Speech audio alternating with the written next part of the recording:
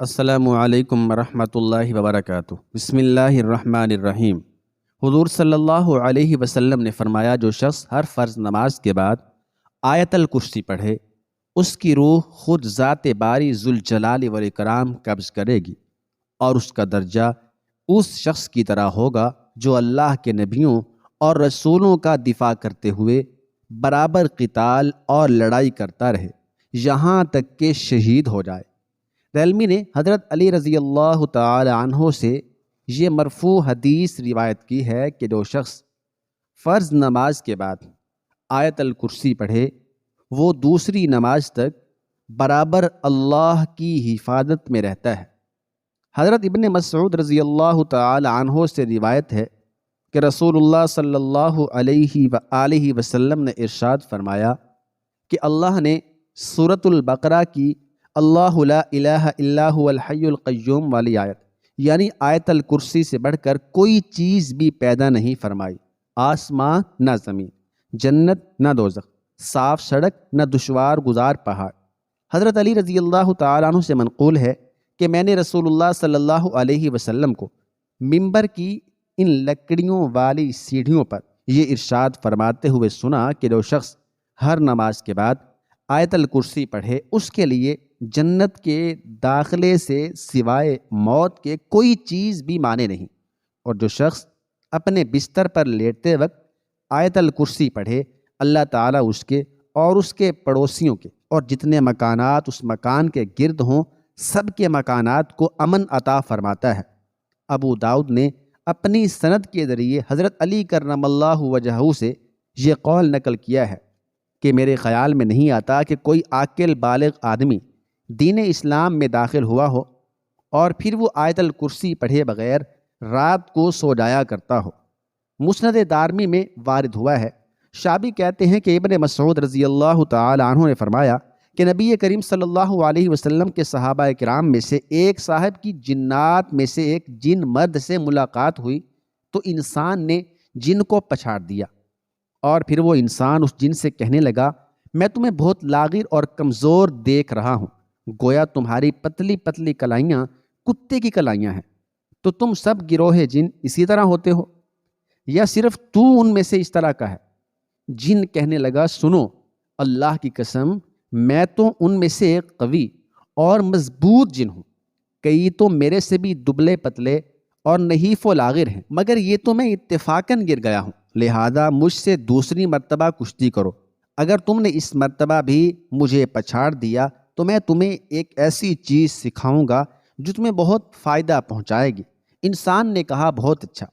اور پھر دوبارہ بھی اس کو پچھاڑ دیا۔ جن نے کہا، کیا تم آیت الکرسی اللہ لا الہ الا هو الحی القیوم پڑھا کرتے ہو؟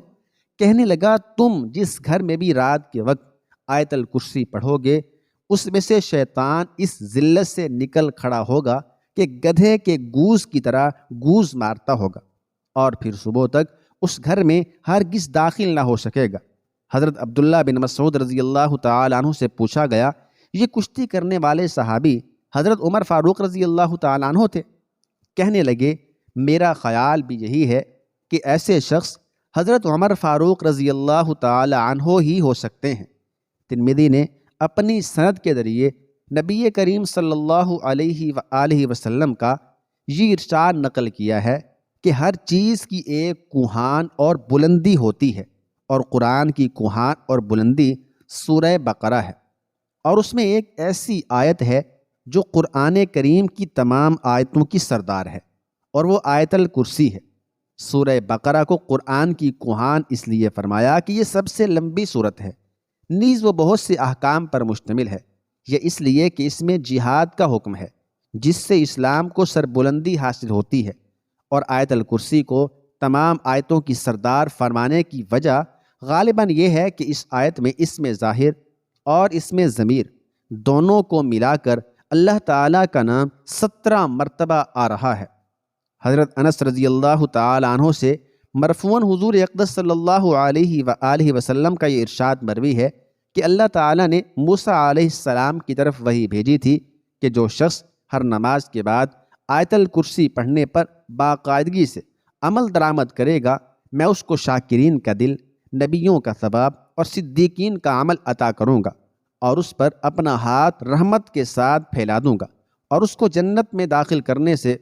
صرف یہی چیز مانع ہوگی کہ اس کے پاس ملک الموت آ جائے اور اس کی جان قبض کر لے۔ حضرت موسیٰ علیہ السلام نے عرض کیا، اے اللہ، یہ فضیلت تو جو بھی سنے گا وہی اس پر ہمیشگی سے عمل درآمد کرے گا، تو پھر کیا سبھی کو یہ مقام حاصل ہوگا؟ فرمایا، میں اپنے بندوں میں سے اس کی توفیق صرف نبی کو یا صدیق کو یا اپنے محبوب بندے کو یا اس شخص کو دوں گا جس کو اپنے راستے میں شہادت کا مقام دینا چاہوں گا۔ حضرت ابی بن کعب رضی اللہ تعالی عنہ سے روایت ہے کہ حضرت صلی اللہ علیہ وآلہ وسلم نے فرمایا، اے ابو المنذر، یہ ابی بن کعب رضی اللہ تعالی عنہ کی کنیت ہے، کیا تمہیں معلوم ہے کہ کتاب اللہ کی سب سے بڑی آیت عظمت کے اعتبار سے کون سی ہے؟ میں نے عرض کیا، اللہ اور اس کا رسول صلی اللہ علیہ وآلہ وسلم ہی خوب جانتا ہے۔